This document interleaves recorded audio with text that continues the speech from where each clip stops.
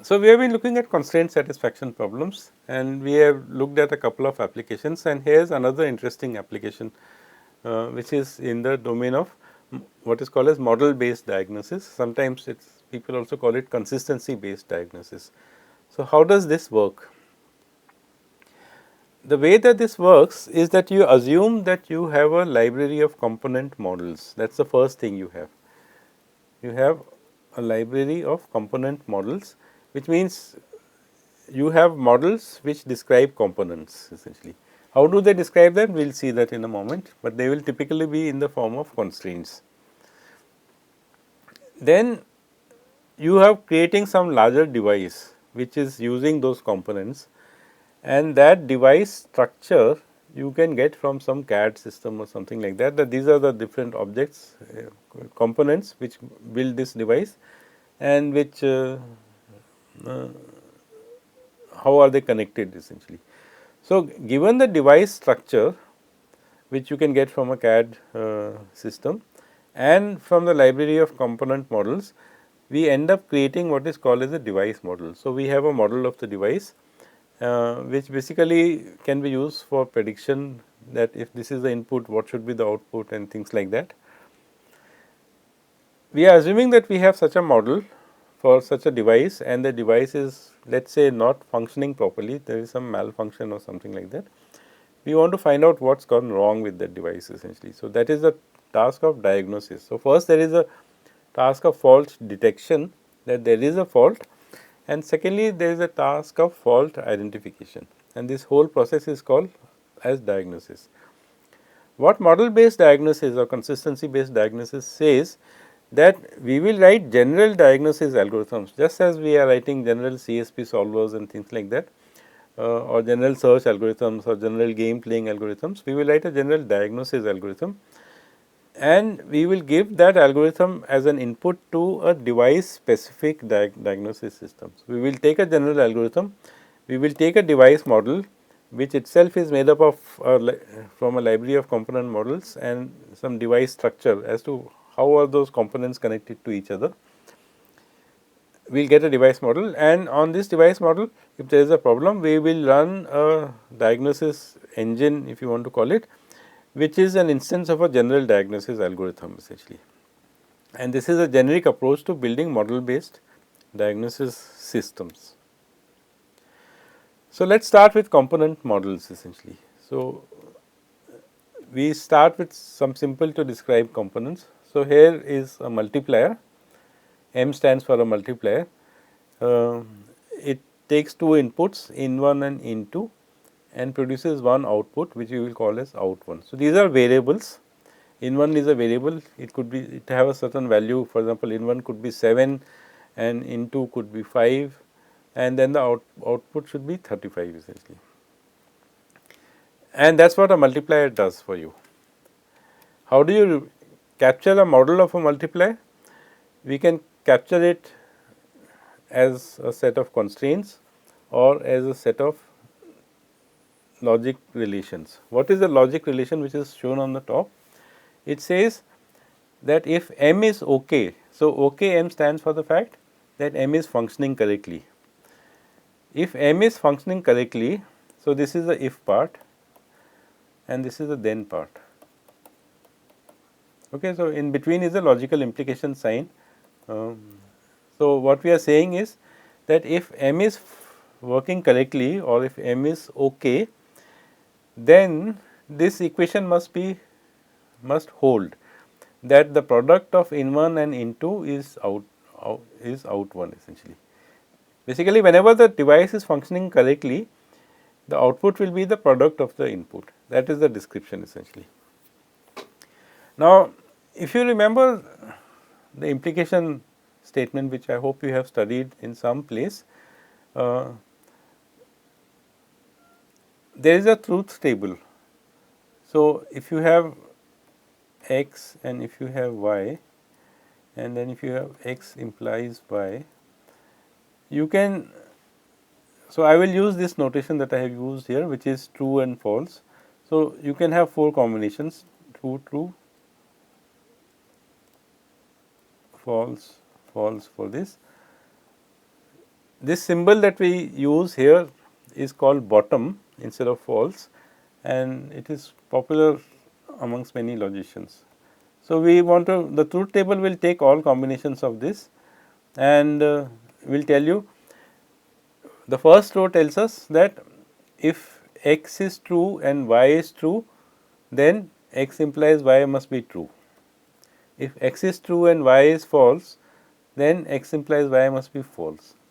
If x is false and y is true, that is the third line, then this is true, and if both are false, then also this implication is true. So, if you have studied logic, you would know that this is a truth table for implication, and the truth table can be also represented as a constraint on the, in the diagram which is shown below, which is a matching diagram.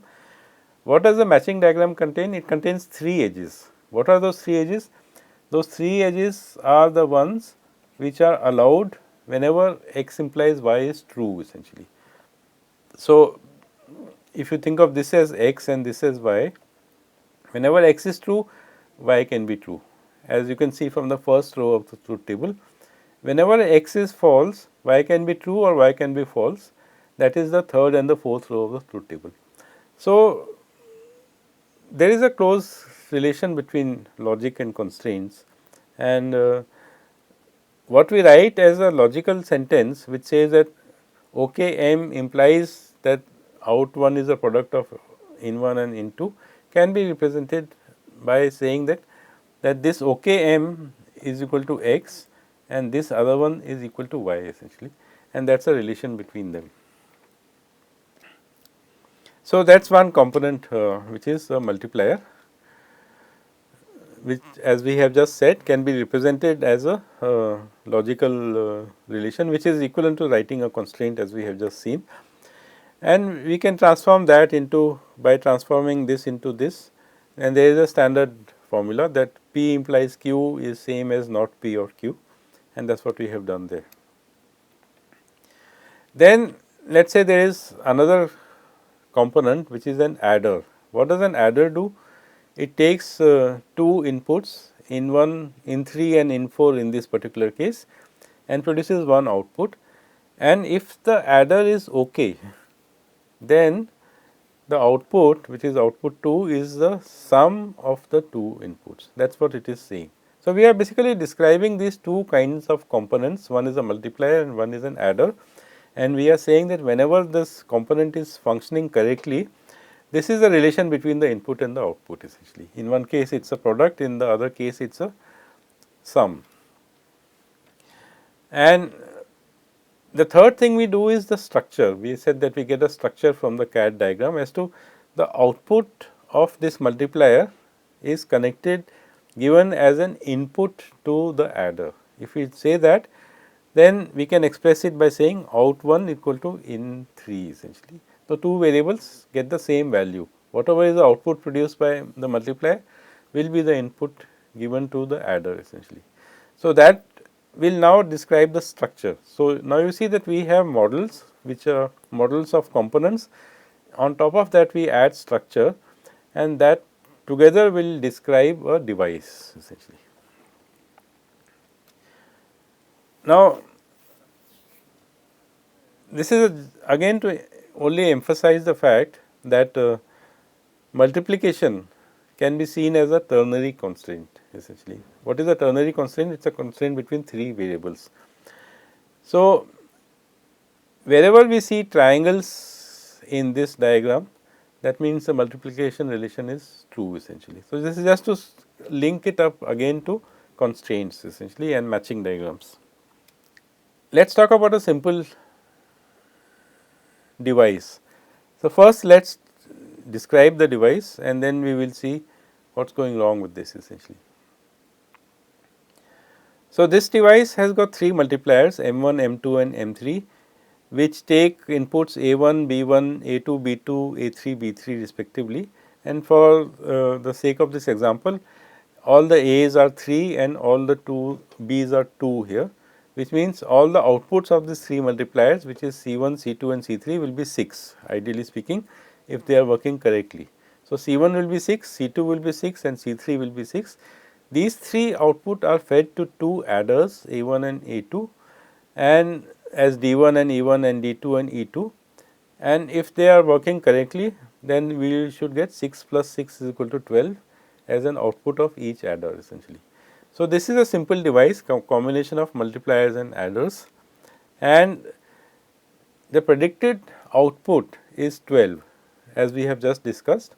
This is how, if that whole system is behaving correctly, we will see 12 as at both the output of A1 and A2.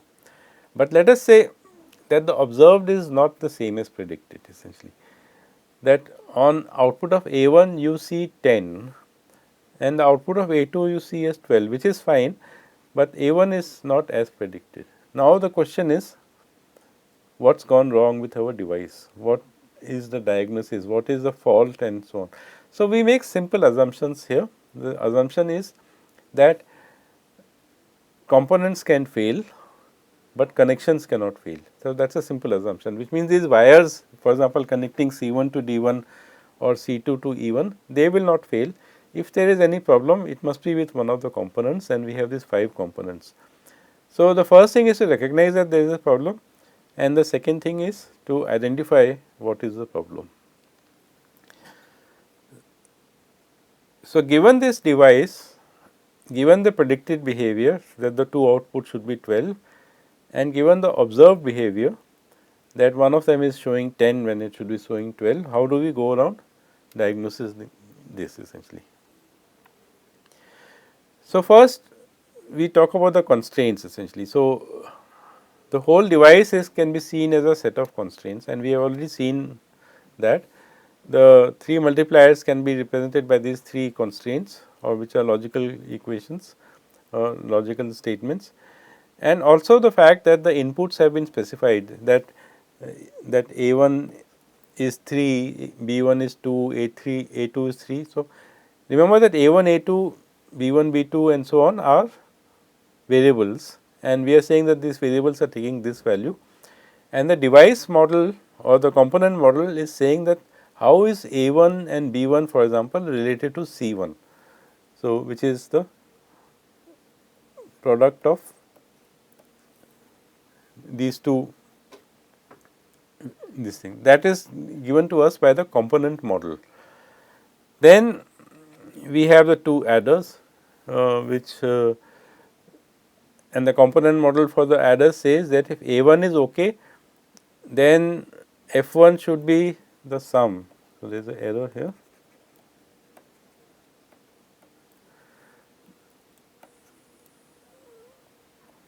It should be the sum of the two inputs essentially. And of course, we also have these constraints between the connectors, that C1 is D1 and C2 is E1 and so on and so forth, as we have seen from the diagram. C1 is D1, same as D1, and likewise for the other this thing. Now, you can solve the CSP, and when all the components are okay, then you will get values of F1 and F2.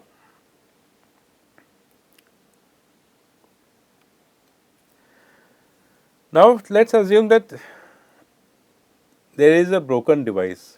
What does that mean? That the output is not as same as predicted essentially. So, this is the same description in terms of constraints. The 3 multipliers, their inputs, and the 2 adders. So, I must go back and correct this. And the observation that F1 equal to 10 essentially. So, that is something which is not matching the predicted output. So, some component is not okay, that much we know. The question that we want to ask is which component, which is the question of fault localization. And if we kind of take this CSP and solve it, we should get some idea essentially. The only thing is, are there any assumptions that we are making? So, what are the kind of assumptions you can make in diagnosis? one assumption that we often make is called Occam's razor, which says that the simplest explanation is the best. As we will see as we work on this example, there is no unique diagnosis to this problem. So, you can have a single fault, or you can have a double fault, or you can have a triple fault, as one could get by solving the constraints essentially. But let us see how we go about this essentially. So, if you look at the candidate space for the diagnosis, then this is basically the power set of these 5 values. And the way to read this is that at the top you have theta, which says that everything is faulty. Then at the next level you are saying that M1, M2, M3, MA1, these 4 components are faulty, and likewise for other combinations. At the next level we have 3 components which are faulty, M1, M2, M3, and at the next level there are 2 components which are faulty, and at the next level there is only 1 component which is faulty, and at the bottommost we say that nothing is faulty essentially. So, these are the possible diagnosis for a system. Our task is to find out which one is true. The minimal candidate when the device is working is the empty set, which means nothing has gone wrong essentially. And we generally tend to work with minimal candidates essentially. So, I mean, one could say that somehow everything has gone wrong and therefore the device is behaving faulty. That does not help essentially. So, we want a minimal set of candidates to say that okay, this component could have gone wrong. Okay. So, we will alternate between this notation, that when we say that a component is okay, it is equivalent to saying that it is not abnormal. So, AB stands for abnormal. So, okay means not abnormal and abnormal means not okay. They can be used interchangeably. This is the data that we are working with. These are the inputs and these are the outputs, and in one case the expected output is not matching the predicted output. So, the predicted value for F1 is 12 is based on the assumptions that the 3 things which are feeding into that M1, M2 and A1, they are not abnormal.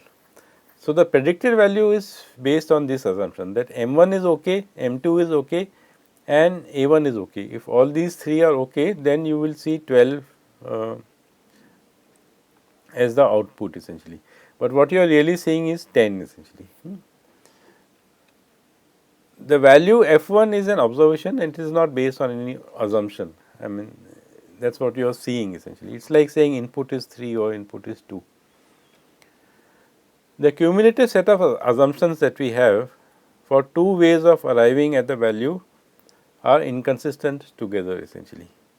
That means that these assumptions that M1 is okay, which is equivalent to writing that it is not abnormal, M2 is okay and A1 is okay, cannot be true at the same time. At least one of these devices, one of these components must have failed essentially. That is because the output is dependent on these things. If we had solved the original constraint satisfaction problem, we would have got the output 12, but we are getting the output 10, that becomes an input. So, what is, so once you say the output is 10, the whole system becomes inconsistent. How do we try to make it consistent? By identifying which of these assumptions that we have, that these 3 devices are okay, which of them we should withdraw. Is it 1 or 2 or 3? But that is a problem that we are addressing, and this is represented in model based diagnosis as a conflict, that all these 3 cannot be true at the same time essentially. M1, M2 and A1, the not M1 and M2, these are components, but at least one of these components must be failing essentially. That okay for all these 3 does not work together. Now, we can ask a question. Is it possible that these 3 components are okay, but let us say M2 and A2 are broken or not functioning. Now, if M2 is broken, then it will affect the output of F1 clearly, because that is one of the inputs for that F1. But what about F2? If M2 is broken, how can F2 show 12? Should not F2 also show you a wrong value? So, we say that maybe M2 and A2 are together broken or something like that. And if we reason like that over this thing without going into the details, you can get another conflict which says that at least one of A1, A2, M1, M3 are broken. So, in this manner you can do some more reasoning on this system, which we will not go into the details, and produce these conflicts. What is the diagnosis? The diagnosis is that you take this and you take this and you produce what is called as a hitting set.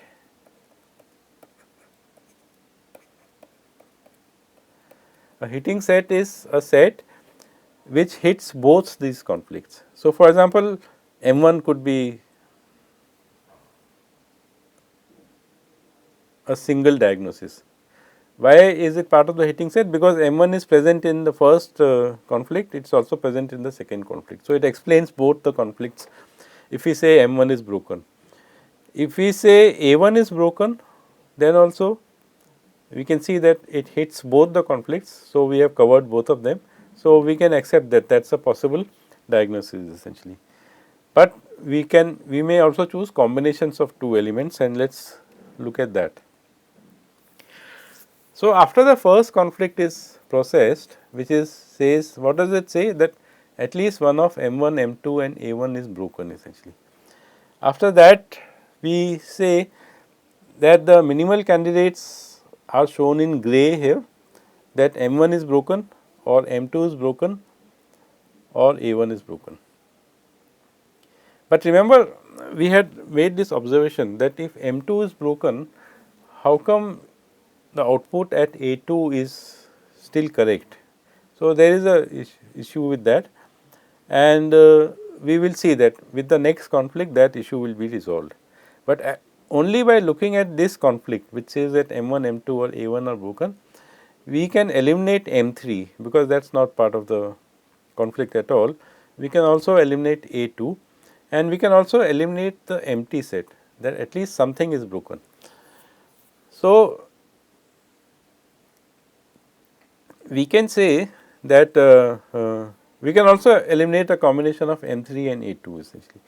So, what we are left with is three minimal diagnoses, M1, M2 and A1 essentially. Then we look at the second conflict, which is A1, A2, M1 and M3. Once we do that, we already saw earlier that this is a subset which hits both the conflicts. It is present in M1. So, let me write M1 again here. The other conflict is M1, M2, A1. That is the first conflict we started with, and the second one is on the top. After we have looked at both of them, M1 can still be a diagnosis because it hits the first conflict as well as the second conflict. It is present in both. So, it is present here and it is present here essentially. So, that is fine, that M1 can be a diagnosis. Likewise, A1 can be a diagnosis because A1 is also present in both. But now M2 cannot be a diagnosis, nor can M3 and A2, that we had anyway eliminated earlier. But a combination of some of these can be a diagnosis. So, M2 and M3. So, if you select M2 from the first conflict and M3 from the second conflict, then you can say that okay, both these components are broken, and that explains the behavior of the device. So, this is another diagnosis, which is that two components are broken, M2 and M3 at the same time. Or as we discussed a little bit earlier, that M2 and A2 have broken at the same time. Because of the fact that M2 is broken, the output outside A1 has gone from 12 to 10, but because A2 is also broken, the output of A2 somehow has retained to be 12. So, these are the 4 possible diagnoses that we have done after some bit of analysis, and without getting any more information, there is no way of saying which is the correct diagnosis. The only thing we can say is that we can follow the Occam's razor and say that simplest arguments are most likely or most acceptable. The simplest explanation is the best. Then we can say that either M1 is faulty or A1 is faulty, and we can do some more tests. We can test some value in between one of those connecting variables and we can measure those values and then proceed. But in general, that is the idea of model based diagnosis. So, now next we will move on to posing and solving constraint satisfaction problems. We will do that in the next session.